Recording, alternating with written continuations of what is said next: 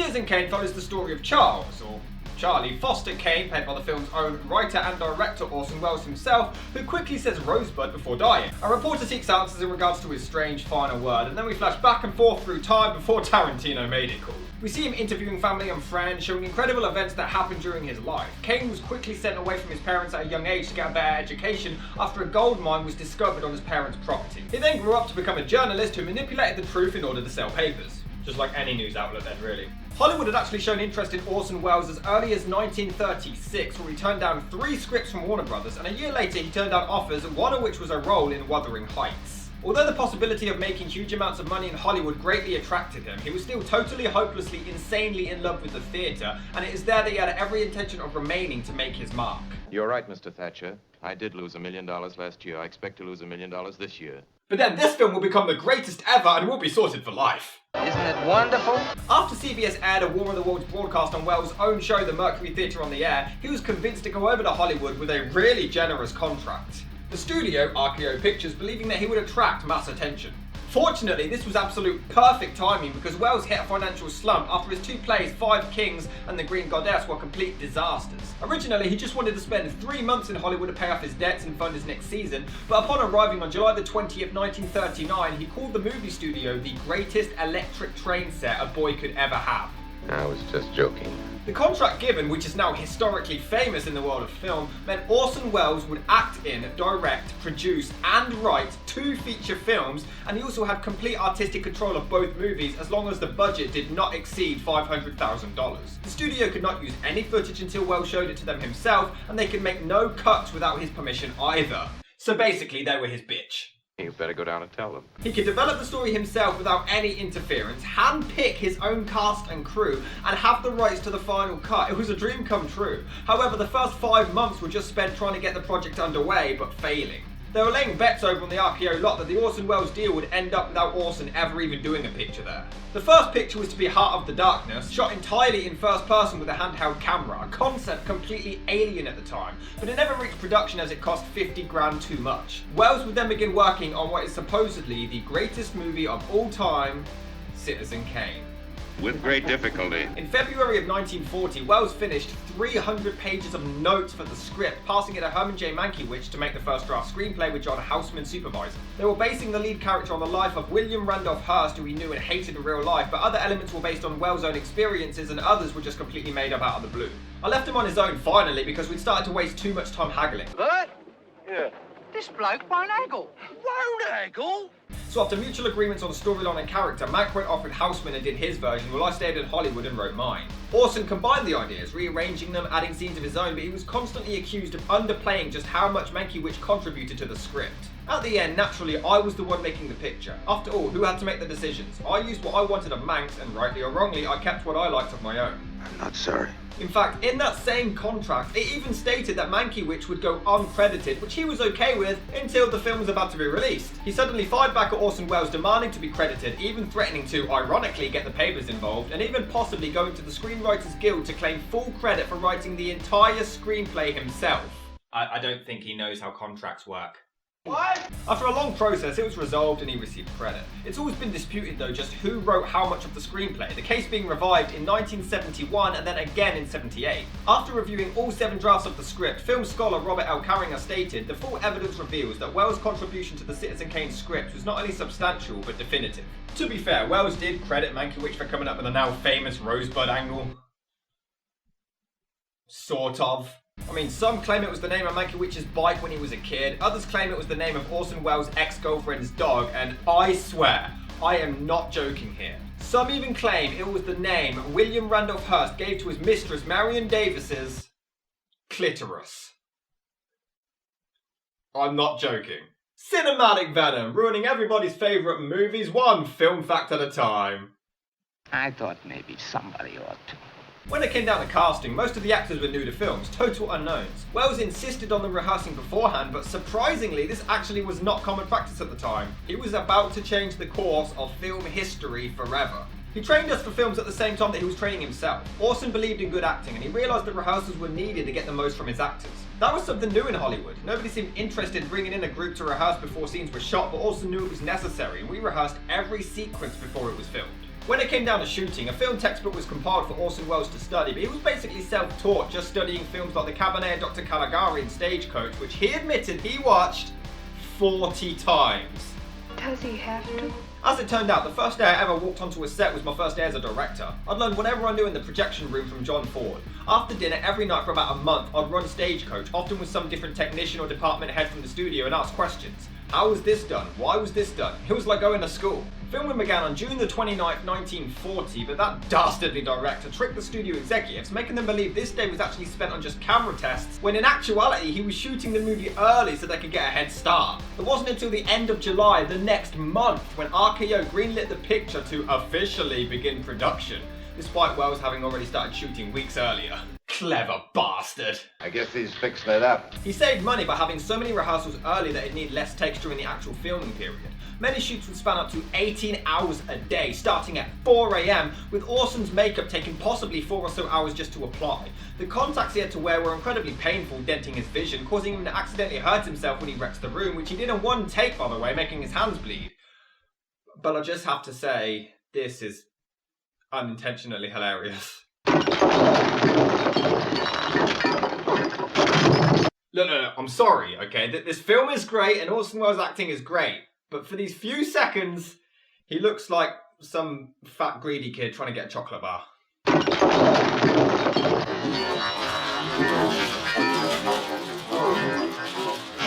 The trailer was quite unique in the sense that none of the actual movie was shown, which was so new at the time. Just a documentary-like look at the film's production, the only behind-the-scenes footage that ever existed of this picture. For a film that's so unique, different, original, and yet so highly praised, historic, and magnificent, many asked Orson Welles what gave him the confidence for his first film to try something so radically out of the norm. He replied, ignorance, ignorance, sheer ignorance. You know there's no confidence to equal. It's only when you know something about a profession, I think, that you're timid or careful. I knew it all the time. While they waited for the musical score to be composed, a rough cut of the film was previewed on January the 3rd, 1941, where most enjoyed it, but columnist Hedda Hopper called it a vicious and irresponsible attack on a great man, slating its corny writing and old-fashioned photography. Well, I bet she feels silly now. I guess that'll show you. Controversy sparked up further when William Randolph Hearst learned that the film was in part about him, leading to RKO Pictures receiving a lawsuit if they released the movie. Hearst made up accusations of Orson Welles being a communist to try to prevent its release further, and it was even threatened, eerily similar to the film's events, with the exposure of his love with actress Dolores Del Rio, who wanted this kept secret until her divorce was final. Orson publicly denied that this film was actually about him, but RKO was even given $805,000 just to destroy all copies of the movie. Ouch! No thanks. Despite this, it was announced on January the 21st that this picture would still be released, though more obvious references to Hearst were removed or softened, scraping 3 minutes off the running time, and the case was settled. But to further prove he's nothing like Kane in the film whatsoever, Hearst banned every newspaper and station from reviewing or even mentioning the film, and even banned movie theatres from playing it. It wasn't that successful financially, and most of that blame was sent to Hearst himself for his boycotting and threats towards it. It was even to the point, and I swear to God, I wish I was joking here, Orson Welles was at a lecture when a police officer approached him at a restaurant and advised him to not go back to his hotel room. Hearst had allegedly hid a 14-year-old girl in his closet with 2 photographers waiting for him to walk in so they could frame him publicly. Welles himself denied this being from Hearst, but rather someone working for him. What's his idea? They did, however, meet face-to-face in an elevator where Welles offered him to come and watch the film, but Hearst refused. In response, Orson said Charles Foster Kane would have accepted. Oh, ban? I can't accept it. However, in 2012, Hearst's estate eventually agreed to screen the picture, finally breaking the ban. I mean, he did die 61 years before that, but still. That man was the biggest darn fool I ever met. Radio City Music Hall refused to premiere Citizen Kane, but that may have been because of a threat to run a defamatory story about the grandfather of an RKO stockholder. Jesus Christ! Many others refused to show it until Welles threatened to sue RKO himself if they did not release it, which finally happened on May the 1st, 1941. Amazingly, at the Oscar ceremony, it was heavily booed every single time the film's title was simply spoken for a nomination. Jesus Christ, how things change! Oh no, that's all gone. Despite its fame today though, originally it seemed to vanish into nothingness and became completely forgotten. However, it was brought back into the focus of film in the mid-50s. Around the same time Hearst died. What a coincidence! Hearst was in a hearse. You make a joke out of everything. It appeared frequently on television and began to gain quite a huge following, often dubbed as the greatest film ever made. You know, if you could give Charles Foster Kane advice, what would you say to him? Get yourself a different woman. A lot of people don't really understand the significance of it. I'm not sure if anybody understands the significance. We do know what it means. It appears at the end of the film. The film that you say is your favourite film, you jackass! I just like how he tries to talk about the symbolism too and trying to understand what it represents, despite the fact that, no, Donald, we all know the significance, you fucking moron. The word rosebud, for whatever reason, has captivated moviegoers and movie watchers for so many years, and to this day is perhaps the single word. And perhaps if they came up with another word that meant the same thing, it wouldn't have worked. But rosebud works. What the hell is he even talking about? Rosebud works. Citizen Kane is amazing. I absolutely adore you. Yeah, I can't fault this movie for much at all. I mean, I truly believe Citizen Kane is completely worthy of every one of its accolades and definitely deserves to be called one of the greatest films ever made. The direction is astounding, and although some of the films may have used these techniques first, Orson Welles brought it to the public eye and popularized it way more than its predecessors. Welles, specifically for the sake of the film's story, had the camera always look up at Kane and his best friend Jedediah whilst looking down at others. Clever, but furthermore, most of his shots are so entrancing he uses every inch of the frame to show something of worth. He keeps everything in focus at the same time, using the background and foreground simultaneously to show something of importance. They look great and so well planned out. He even uses the reflection of windows or mirrors, and it's so spectacular to look at. Yes. Here, this is actually a still photograph of the audience with holes poked into it, with lights being shone through. Who else would have thought to do something like that? And it goes pretty much unnoticed. Is that convincing? You can tell the amount of rehearsals that took place with the long takes, and considering this was the 40s, this was so daring, but it really pays off. The comedy is also great, especially this old guy, Mr. Carter. He is hilarious. Welcome to the Inquirer, Mr. Kane. I'm Herbert Carter, the editor-in-chief. Thank you, Mr. Carter, but this is Mr. Leland. How do you do, Mr. Leland? How do you do, Mr. Carter? Yes. Mr. Carter. How do you do? Mr. Carter. Yes, how do you do? Mr. Carter. Yes, Mr. Bernstein. Mr. Carter. Dean. Kane. It's a film where you really can't tell which way it's going to go. The first time we really spend time with Kane, you like him. He's actually really cool and really easygoing. I felt like a kid in front of a candy store. Well, tonight, 6 years later, I got my candy. All of it. He even gets a fucking song about how awesome he is. Is he related to Chuck Norris? But as the film progresses, he slowly transitions into a douchebag, and you really don't expect it. Many people throughout the film also give Kane these heartfelt lectures, and it's so true and so well written, even quite inspiring. He had a generous mind. I don't suppose anybody ever had so many opinions. But he never believed in anything except Charlie Kane. He never had a conviction except Charlie Kane in his life. You don't care about anything except you. You just want to persuade people that you love them so much that they ought to love you back. Only you want love on your own terms. You don't love me.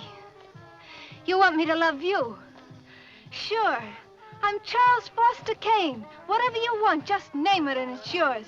But you gotta love me. Wells, much like most geniuses, was a little hard to work with, however. He treated actress Dorothy Comingore, who played his wife Susan, like complete shit so she could use that anger and distress on the screen for the sake of the movie's realism. Wow, what a nice guy! Is he related to Stanley Kubrick as well? No. However, he couldn't have been too bad because this guy playing drunk had a genuine blooper on set. It wasn't planned, but they both stayed in character and saved it. Orson loved it so much, he kept it in. Well, you said yourself you were looking for someone to do dramatic criticism. I am drunk. However, he actually hated the whole Rosebud twist ending. Yeah, the most famous line of the movie and one of the most famous ever, and he hated it, calling it a fraud. But it was your film that you had complete control over. So why'd you keep it in? That's the way they want it. The people have made that choice. The thing is, when Kane says Rosebud, nobody is actually in the room at the time, so it's often viewed as a massive plot hole. How can anybody know it was his last word when no one was there? The nurse doesn't run in until after he said it and dies. Some have defended this, saying during an interview somebody claims he heard Kane say it another time, but this still doesn't debunk how everyone knew it was his last word. This is such a blatant plot hole in the greatest movie of all time that people brought it to Orson Welles' attention. He just stared at them for a long time, obviously stumped, before replying, "Don't you ever tell anyone of this." So he basically admitted that he had a giant plot hole that he just couldn't talk his way out of. I don't even understand. I mean, it could have easily been saved by just having her be in the room when he says it and dies. The main premise of the film, and it makes no sense. I can remember absolutely everything, young man. His acting is incredible though, with the exception of those few seconds from earlier. When his wife leaves him, the subtlety and seemingly lost and awkward expression in his face is mind-blowing. Goodbye, Charlie. Cheer up, Charlie. Listen to the narrator. His voice stays exactly the same tone and pitch for everything he says. He even does it when he's saying really sad news. Emily Norton, who left him in 1916, died 1918 in a motor accident with their son. I saw a baby get hit by a train this morning. I stopped to have a look, but blood splattered all over my face. A little newspaper, I understand we acquired in a foreclosure proceeding. Please don't sell it. I'm coming back to America to take charge. I think it would be fun to run a newspaper. I think it would be fun to run a newspaper.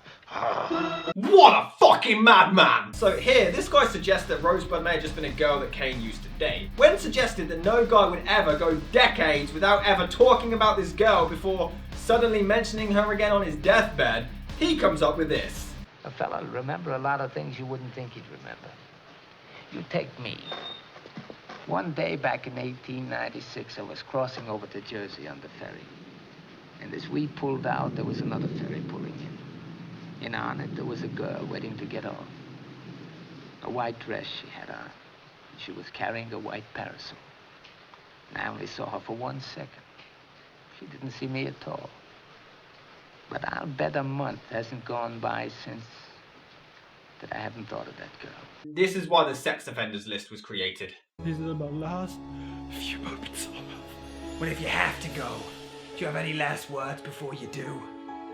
I do have just one thing I do really need to say. Okay. Blonde woman I saw on a train one time, oh my god, it was about 15 years ago, but she had really nice brown eyes, really nice bum, really nice boobs, absolutely gorgeous. She had a wedding ring on, but it didn't really bother me, and I just really wanted to take her home that night, but I didn't have the confidence to even talk to her. Now what the fuck could that mean? Get yourself a different woman. Hey!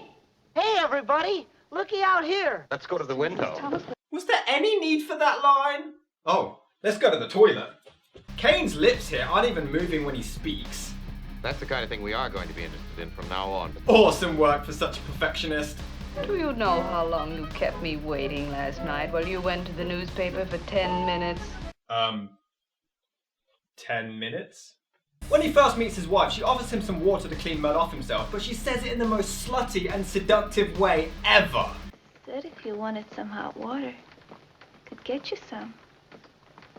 I can also get you some tea. You're awful funny, aren't you? And towards the end, his wife's voice just gets so annoying. I mean, she's great for the first 90 minutes, but then, Jesus Christ! I'm not going to stop it. Right now. You never gave me anything in your whole life. Shut up! Like, shut up, you bitch! I'm surprised he didn't leave you! Can't imagine how Mrs. Kane came to make such a foolish mistake. Why does he call his own wife Mrs. Kane? Anyway, then there's... Jesus Christ, the fuck, Wells? Just blast my fucking eardrums.